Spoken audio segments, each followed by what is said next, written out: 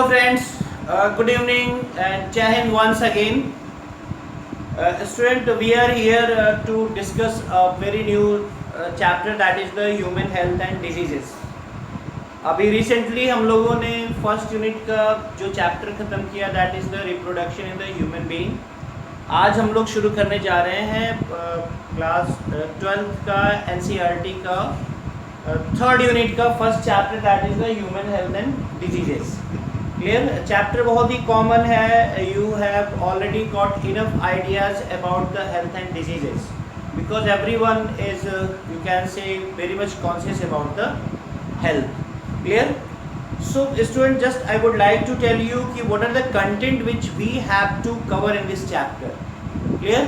So basically पहले हम लोग को health के बारे में जानना है, what is health and what are the various factors that affect the health. दूसरी चीज़ हम जानेंगे what is disease, definition of the diseases, then categories of the diseases, then what are the various organisms that causes the diseases. कौन कौन से organism हैं जो disease cause करते हैं.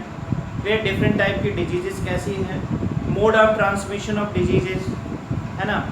उसके बाद we will study about the immunity, passive immunity, active immunity, primary response, secondary response, then different type के डिजीजेस का डिस्क्रिप्शन इस चैप्टर में हम लोगों को पढ़ना है.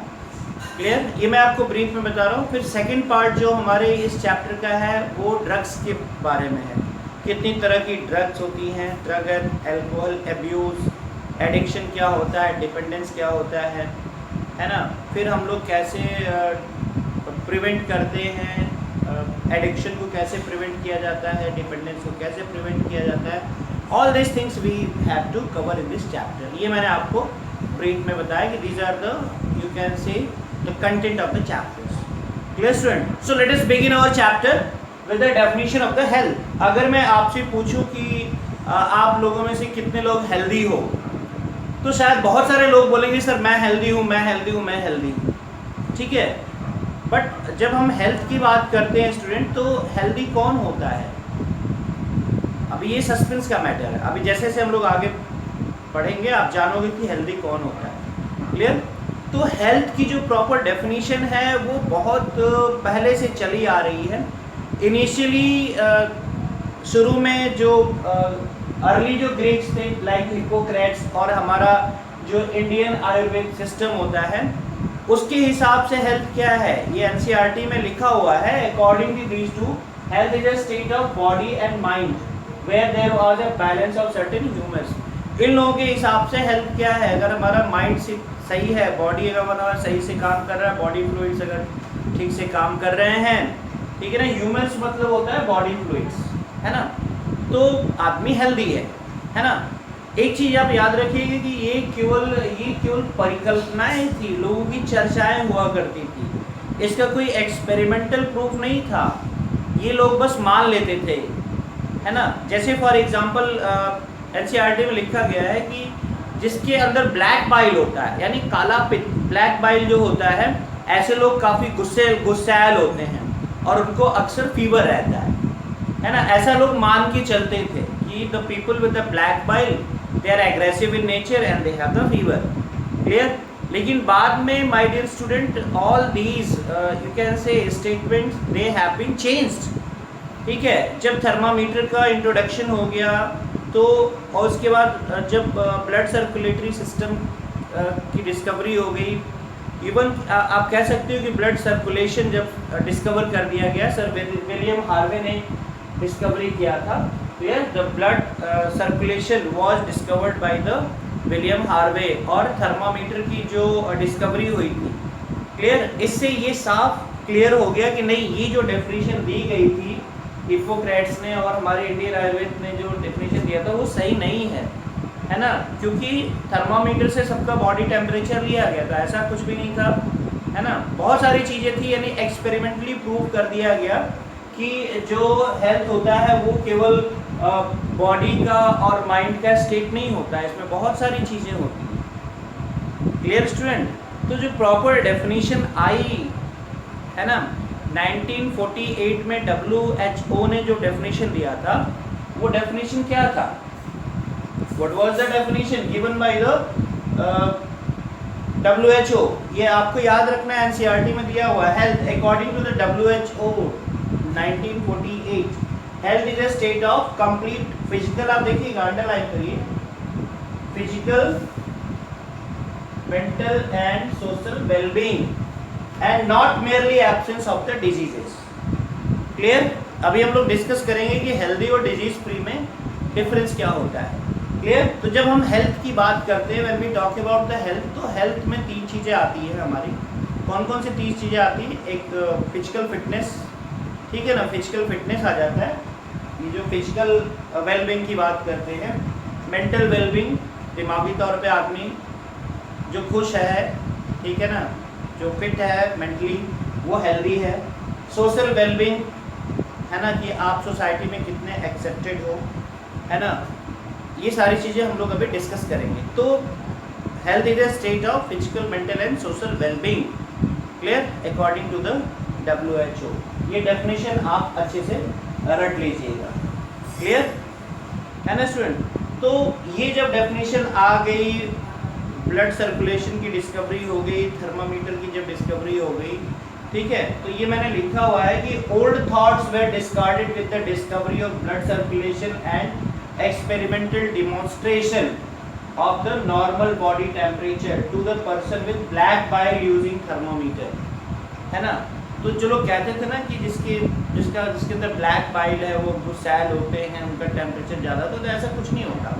टेम्परेचर कम या ज़्यादा होना, ये बहुत सारी चीज़ें जो है वो हमारे बॉडी के अंदर बहुत सारी चीज़ें जो कंट्रोल करती है, ठीक है। जैसे latter part of the 20th century, 20वीं सेंचुरी का जो बाद का पार्ट था, है ना, उस समय ये बताया गया, क्या जो बायोलॉजिस्ट थे, what they stated that the mind influences, ठीक है, जो हमारा माइंड होता है, it is influenced by the neural and the endocrine system as well as the immune system. यानी हमारे बॉडी में जो नर्वस सिस्टम होता है, जो इम्यून सिस्टम होता है, जो एंडोक्राइन सिस्टम होता है, वो हमारे माइंड को क्या करता है, हमारे माइंड को इन्फ्लुएंस करता है, यानी हमारी बॉडी की एक्टिविटीज़ को इन्फ्लुएंस करता है।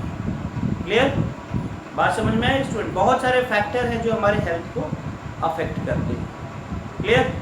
तो मैं थोड़ा सा इसको एक्सप्लेन करूंगा कि हेल्थ एक्चुअली में है क्या। हेल्थ में हमारा फिजिकल फिटनेस से आता है। फिजिकल फिटनेस मतलब there should not be any disease, हमें कोई फिजिकल डिसऑर्डर नहीं होना चाहिए। If you don't have any physical disorder then you may be healthy, ठीक है ना। छोटी सी चोट भी अगर आपको लग जाती है, किसी टीचर ने आपको थप्पड़ मार दिया, आपको बुखार चढ़ गया, ठीक है, तो जितनी देर आपको बुखार है आप हेल्दी नहीं हो, you are physically not fit. आपके दोस्त ने आपको कांटा चुभा दिया, आप क्या करोगे, आपको दर्द होने लगा, है ना। तो जितनी देर दर्द आपको हो रहा है, इसका मतलब क्या है, आप उतनी देर फिट नहीं हो, है ना। उतनी देर के लिए आप क्या हो गए, आपको डिजीज़ है, you are suffering from physical disorder. जब हम मेंटल फिटनेस की बात करते हैं, तो मेंटल फिटनेस में क्या आता है माय डियर स्टूडेंट, कि कितने रिलैक्स हो, आपको कोई स्ट्रेस नहीं है, कोई एंजाइटी नहीं है ना, इस तरह से। बात समझ में आई? यानी आप एग्जामिनेशन की प्रिपरेशन कर रहे हो, ठीक है, आपके नंबर कम आ गए, तो बहुत सारे स्टूडेंट ऐसे होते हैं जो इसका स्ट्रेस इनके ऊपर पड़ने लगता है, वो स्ट्रेस ले लेते हैं, है ना, टेंशन में आ जाते हैं। अभी नीट एग्जामिनेशन हुआ, बहुत सारे स्टूडेंट कैलकुलेशन कर रहे हैं, है ना। तो होता क्या है, अब एग्जामिनेशन की रिज़ल्ट आ गई, कुछ बच्चे 560 नंबर पा गए, 570 पा गए, और मेरिट 580 पे रुक गई, यानी 10-15 नंबर से उनका रुक गया, सिलेक्शन रुक गया, तो वो स्ट्रेस में आ जाते हैं। तो जिनको थोड़ा सा भी स्ट्रेस है, वो क्या है, मेंटली फिट नहीं है, यानी वो हेल्दी नहीं कहला सकते, है ना, हेल्दी नहीं कहला सकते। कोई भी छोटी चीज़ का अगर टेंशन हो गया, है ना, तो my dear student that person is not healthy. Healthy कहलाने के लिए फिजिकल फिटनेस का होना जरूरी है, मेंटल फिटनेस होना बहुत ज़रूरी है ना। तीसरी जो चीज़ होती है वो होती सोशली, यानी सोसाइटी में आप जहाँ रह रहे हो वहाँ की सर्विसेज कैसी है ना, सेफ ड्रिंकिंग वाटर है या नहीं, हाइजेनिक कंडीशन है या नहीं एटमॉस्फेयर की, क्लियर, यानी वहाँ के लोग अच्छे हैं या नहीं, है ना, ये सब आ जाता है सोशल फिटनेस के मतलब। यानी आप सोसाइटी में लोगों की हेल्पिंग मतलब आपका नेचर हेल्पिंग है या नहीं है, ये भी मायने रखता है। है ना, आपकी वजह से लोग कितने खुश हैं, है ना, लोग आपकी वजह से कितने खुश हैं, ठीक, ये सारी चीज़ें देखी जाती हैं। क्लियर, ये सब आता है क्या, सोशल फिटनेस के अंदर आ जाता है। आपकी इकोनॉमिक कंडीशन कैसी है, ये सब सोशल फिटनेस में आ जाता है। क्लियर, तो जो तीनों तरह से फिट है, मेंटली भी फिट है, फिजिकली भी फिट है, सोशली भी फिट है, वही पर्सन हेल्दी कहलाता है। क्लियर माय डियर स्टूडेंट्स, अगर हम बात करें हेल्दी एंड डिजीज फ्री की, तो अ healthy person is always disease free. आप कैलकुलेट कर लीजिएगा अपना कैलकुलेशन डेफिनेशन के हिसाब से। क्लियर, तो अ healthy person is always disease free, but a disease free person may और मे नॉट बी हेल्दी। हो सकता है कि उसको कोई फिजिकल डिसऑर्डर नहीं है, आपको कोई फिजिकल डिसऑर्डर नहीं है, मगर मेंटली आप बहुत स्ट्रेस में रहते हो, है ना, तमाम तरह की चिंताएं आपके अंदर है। क्लियर, आप सोशली भी फिट नहीं हो, तो आप हेल्दी कहाँ से हो सकते हो। इसलिए कहा जाता है ना कि a disease free person may और may not be healthy, but a healthy person is always disease free. Clear, तो ये तो हम लोगों ने बात की माय डियर स्टूडेंट, किसका, हमने डेफिनेशन की बात की। अभी हमने डेफिनेशन की बात की, है ना, कि WHO ने जो डेफिनेशन दिया था, WHO ने जो डेफिनेशन दिया था, है ना, उसका मीनिंग क्या है, हेल्थ का मीनिंग क्या है। क्लियर, अब देखते हैं हम लोग कि हमारे हेल्थ को, यू कैन से, कौन कौन से फैक्टर हैं जो हमारे हेल्थ को अफेक्ट करते हैं। ठीक है ना, what are the factors that affect our health, यानी according to the WHO the dimension of the health are, the dimension of the health are physical health, you can say physical health, है ना, mental health, social health, और एक होता है spiritual health, है ना। ये तीन चीज़ें तो मैंने आपको बताई थी। हम फिजिकल हेल्थ की बात करते हैं, ये डायमेंशन में आता है, क्वेश्चन पूछता है ना, नीट और के एग्जाम में क्वेश्चन कभी कभी पूछ देता है कि according to the WHO what are the dimension of the health. तो डायमेंशन ऑफ द हेल्थ क्या है, फिजिकल हेल्थ हो गया, मेंटल हेल्थ हो गया, सोशल हेल्थ हो गया, आजकल एक और चला है जिसको हम लोग स्पिरिचुअल हेल्थ भी बोलते हैं। क्लियर, स्पिरिचुअल हेल्थ, कितना पूजा पाठ में मन लगता है, ये भी देखा जाता है हेल्दी, अगर कोई हेल्दी है तो, है ना, लेकिन ये कोई ज़रूरी नहीं है, बट आजकल लोग मान के चल रहे हैं। मेजर तीन ही है ना, फिजिकल हेल्थ ये डायमेंशन में आता है, मेंटल हेल्थ डायमेंशन में आता है, सोशल हेल्थ डायमेंशन में आता है। क्लियर स्टूडेंट, फैक्टर देखो कौन कौन से, हम लोग फैक्टर की बात करते हैं, what are the factor that affect the health. ठीक है ना, किसी भी इंसान की हेल्थ को कौन अफेक्ट करता है, कौन कौन से फैक्टर अफेक्ट करते हैं। पहला है जेनेटिक डिसऑर्डर, ठीक है, फर्स्ट क्या है, जेनेटिक डिसऑर्डर। ठीक है, genetic disorder as you know, इस चैप्टर में भी आपको पढ़ना है, these are the diseases which are transferred from one generation to the another generation, these are the diseases with which a child is born by birth, है ना, ठीक है, and which are transmitted from one generation to another generation. Clear, बहुत सारी ऐसी बीमारी होती हैं जो एक जनरेशन से दूसरे जनरेशन में ट्रांसमिट होती रहती हैं, हीमोफीलिया है, कलर ब्लाइंडनेस है ना, सिकल सेल एनीमिया है, ये सारी चीज़ें स्टूडेंट आपको पढ़ना है ना, आपको पढ़ना है, आप पढ़ोगे इस चीज़ को डिटेल में आप पढ़ोगे तो जेनेटिक डिसऑर्डर आप समझ गए, है ना, यानी ये जन्मजात हैं जो एक जनरेशन से दूसरे जनरेशन में ट्रांसफ़र होती आ रही है ना। Clear, all the inborn diseases are not genetic, आप पढ़ोगे, all the inborn diseases are not genetic, यानी किसी बच्चे को कोई बीमारी है, पैदा होते ही कोई बीमारी है, तो कोई ज़रूरी नहीं है कि वो जेनेटिक ही हो, दिस में भी कॉन्जेनाइटल, है ना, ये कॉन्जेनाइटल है। क्लियर, पोलियो वगैरह हो जाता है कभी कभी, ये कॉन्जेनाइटल डिजीज़ होती है, हार्ट में छेद होता है, ये कॉन्जेनाइटल डिजीज़ होती है ना, बहुत सारी चीज़ें हैं, बहुत सारे कटे फटे जो होंठ और तलवे होते हैं, ये कॉन्जेनाइटल है ना, ये जेनेटिक नहीं हो सकता है, these are not the genetic. तो एक तो जेनेटिक डिसऑर्डर है जो हेल्थ को अफेक्ट करता है ना, कई तरह की डायबिटीज़ भी होती है, वो भी जेनेटिक होती है, टाइम इंटरवल के बाद वो जीन एक्टिव हो जाता है और डिजीज़ कॉज करता है ना, तो वो जेनेटिक हो गया। उसके बाद फिर इन्फेक्शंस, है ना, माइक्रोबियल इन्फेक्शन, बैक्टीरिया है, वायरसेस है, प्रोटोजोआ है, फंजाई है, these are the organism which causes variety of the diseases in the human being. ठीक है, आप पढ़ोगे, टाइफाइड के बारे में पढ़ोगे, निमोनिया के बारे में पढ़ोगे, ट्यूबरकुलोसिस के बारे में you have to study. Clear, so ये क्या है, these are the diseases cause due to the infection. तो infection affect the health, genetic disorder affect the health. उसके बाद तीसरा जो है lifestyle, your lifestyle affect your health, है ना। आपका खान पान कैसा है, आपकी फूडिंग कैसी है ना, आप किस तरह का भोजन ले रहे हो। If you are fond of taking the bulky food item, spicy food item, oily fatty food item, तो definitely your body will become bulky, है ना, आप मोटे हो जाओ। एक तो ये चीज़ है, देख लीजिएगा। इसलिए कहा जाता है ना क्या कि अवॉइड टेकिंग स्पाइसी, है ना, एंड ऑयली फूड। ठीक, एक लिमिट में लेना चाहिए। We should always take the balance diet. तो एक तो डाइट, आपकी लाइफ स्टाइल में डाइट भी आ जाता है, ठीक है। उसके बाद आपका फिजिकल फिटनेस है कि आप आलसियों की तरह पड़े हुए हो घर में, या एक्सरसाइज, योगा, मेडिटेशन आप करते हो कि नहीं करते हो, है ना। उसके बाद वर्क प्लेस पे क्या है, आप किस तरह से काम करते हो, आप बैठ के काम करते हो, खड़े होके काम करते हो, है ना। उसके लिए जो इम्पोर्टेंट ज़रूरी चीज़ें आप करते हो कि नहीं करते हो, यानी रेस्ट की बात आती है, प्रॉपर स्लीप की बात आती है। If you are not sleeping properly you will suffering from the insomnia, है ना। if you are not taking rest properly definitely you will suffer from anxiety, है ना, stress, ये सारी चीज़ें। तो पक्की नींद किसको आती है, जो मेंटली एकदम फ्री होता है। सोना बहुत ज़रूरी है प्रॉपर हेल्थ के लिए। नहीं सोने से 6 से 8 घंटे की नींद लेना बहुत ज़रूरी होता है ना। चाहे कोई भी सिचुएशन हो, सोना बहुत ज़रूरी होता है ना। बॉडी को प्रॉपर रेस्ट देने से एनर्जी रीस्टोर होती है। वो एनर्जी जो डैमेज टिश्यूज़ वगैरह बॉडी में होते हैं उनके कंस्ट्रक्शन में यूज़ हो जाती है ना। तो हमें प्रॉपर रेस्ट लेना चाहिए। तो हमारी जो लाइफ स्टाइल है स्टूडेंट, वो हमारे हेल्थ को अफेक्ट करती है। तो मेजर 3 फैक्टर आपके NCERT में दिए हुए हैं, जेनेटिक डिसऑर्डर, इन्फेक्शन और आपकी लाइफ स्टाइल। ये आपके हेल्थ को पूरी तरह से अफेक्ट करते हैं, ठीक है।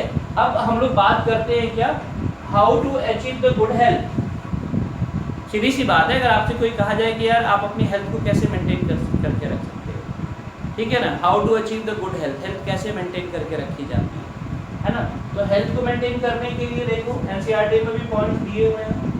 हाइजीन, ठीक है ना, हाइजीनिक बैलेंस डाइट, ठीक है ना। बचपन से पढ़ते आते हो कि हमको कवर किया हुआ, ढका हुआ खाना ही खाना चाहिए, है ना। कितना भी अच्छा खाना हो, अगर वो हाइजीनिक कंडीशन में नहीं है, मक्खियाँ आ रही है, कॉकरोच आ रहे हैं, खाना खुला हुआ है, बहुत देरी का है, बासी खाना है, तो definitely it is going to affect your health, ठीक है। ऐसा खाना खाने से आप क्या, फूड पॉइजनिंग की शिकायत होती है, डायरिया, डिसेंट्री हो सकता है ना, वोमिटिंग होगी, नोजिया होगा, और कोई सीवियर डिसऑर्डर भी हो जाता है फूड से। सो पहली चीज़ हमारी diet, that diet should be balanced as well as what, it should be hygienic, है ना। बैलेंस डाइट की बात हम लोग बार बार करते हैं, तो कहते हैं तो it contain all the important nutrients in the appropriate amount, ठीक है। ये आपको पता होना चाहिए। Balance diet, when we talk about the balance diet, मतलब the diet which contain all the essential nutrients और the component of the food in appropriate amount, ना कोई ज़्यादा हो ना कोई कम हो। हमारी थाली में जो भोजन आता है उसमें मिनरल होने चाहिए, विटामिन होने चाहिए, प्रोटीन होना चाहिए, थोड़ा सा फैट होना चाहिए, कार्बोहाइड्रेट होना चाहिए, क्लियर। तो ये इसेंशियल न्यूट्रिएंट्स होते हैं which should be present in our diet, ठीक है। ना तो बहुत ज़्यादा होना चाहिए, ना तो बहुत कम होना चाहिए। कम होगा तो आप डेफिशिएंसी डिसऑर्डर से सफ़र करोगे।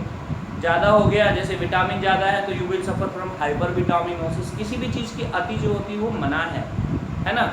तो हम अगर अपना हेल्थ को मेंटेन करके रखना चाहते हैं तो पहली चीज़ होती है कि balance diet, and that too should be hygienic, clear.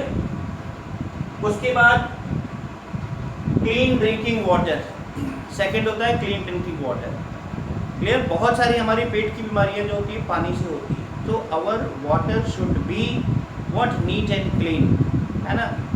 Banaras जैसे शहर में आप देखोगे, या किसी भी शहर की हम बात करते हैं जो ओल्ड सिटी है, वो पाइपलाइन बहुत पुरानी है और वो सीवर के थ्रू ही जा रही है। तो व्हाट हैपेंस, पाइप सड़ गया है, सीवर का पानी पाइप में जा रहा है, वही पानी सप्लाई हो रहा है ना। तो that contain the microbes, that contain the Entamoeba, that causes using such water results in what, diarrhoea, dysentery, typhoid, है ना, जॉइंडिस हो गया, हेपेटाइटिस बी, इस तरह की बीमारी कॉज करता है। कौन, अगर हमारा पानी सही नहीं है तो।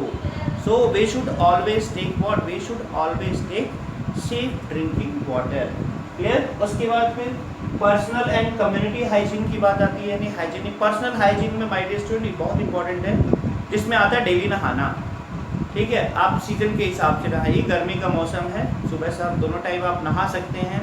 ठीक है, आप एक टाइम साबुन लगा के नहाइए, बिकॉज पर्सपिरेशन होता है, स्वेटिंग होती रहती है, तो that condition allow the microorganism to grow, शरीर से बदबू आने लगती है ना, बहुत सारी प्रॉब्लम्स आती हैं।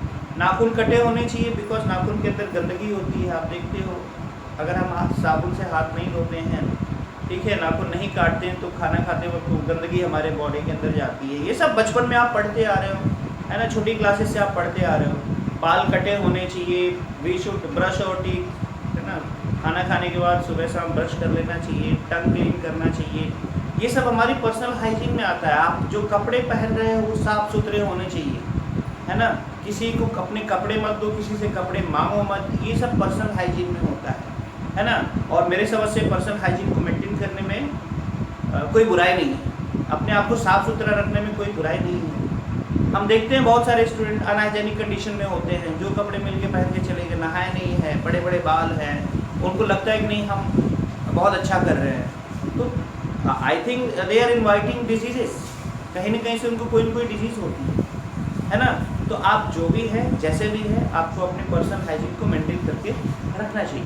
ये सेकंड बात आती है हमारी कम्युनिटी हाइजीन की बात आती है। तो कम्युनिटी हाइजीन में क्या है? Safe disposal of the garbage, safe disposal of the excreta, ensuring safe drinking water, है ना, ये हमारी कम्युनिटी हाइजीन में आती है। घर आप बहुत साफ़ सुथरा करके रखते हो, सारा कूड़ा घर के सामने फेंक रहे हो, तो उससे क्या होगा? कूड़े का अंबार लग जाएगा ना, है ना, कूड़ा उठाया नहीं जा रहा है, पड़ा हुआ है, सड़ रहा है, बदबू आ रही है, आप घर से निकलते ही नाक बंद करके निकल रहे हो, ठीक है ना। एक तो ये प्रॉब्लम आ ही रही है। दूसरी प्रॉब्लम क्या है? The garbage accumulation of the garbage और decomposition of the garbage, it invites the microbes to flourish, it provide the breeding ground for mosquito as well as the flies, है ना, मक्खियों को, मच्छरों को इनवाइट करता है ना। घर के चारों तरफ पानी लगा हुआ है, गंदगी है, तो आपको पता है कि मच्छर पनपेंगे, है ना, मलेरिया के मच्छर होंगे, डेंगू के मच्छर होंगे, है ना, तमाम तरह की बीमारियों के मच्छर पनपेंगे। तो कम्युनिटी हाइजीन बहुत ज़रूरी होता है। बाहर की सफाई भी बहुत ज़रूरी है ना, गार्बेज का डिस्पोजल सेफ जगह हो, है ना, एक्सक्रीटा का डिस्पोजल सेफ जगह हो, ये हमारा कम्युनिटी हाइजीन में आता है। उसके बाद बारी आती है फिजिकल एक्सरसाइज की। मनुष्य जीवन है, मिला हुआ है, हमारा शरीर है, तो उसको फिट रखने के लिए हमें एक्सरसाइज करना चाहिए, है ना। दिन में जो लोग अपने लिए टाइम निकालते हैं एक्सरसाइज के लिए, वेल एंड गुड, उससे हमारी मसल सही से काम करती है ना, बॉडी फिजिक अच्छा बना रहता है। क्लियर?